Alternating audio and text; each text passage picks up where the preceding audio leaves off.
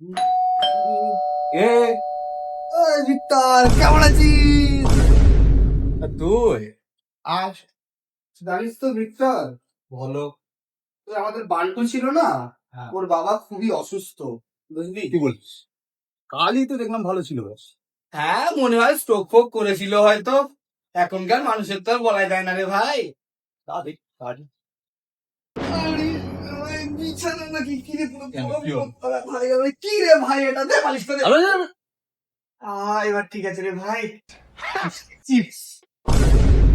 এই শালা চিপস। বুঝিস না ভাই, বুঝলি তো, বাঞ্চুর ওই বাবার কথাটা শুনে না আমার খুব খারাপ লেগেছে। তো ভাবছি, কতবার বললাম ভালো করে পড়াশোনা করলো না। আরে ভাই রে, তুই কি করলি? আরে ভাই কি করছিস রে? ছেড়ে দে ভাই, ছেড়ে দে, আমার ছেড়ে দে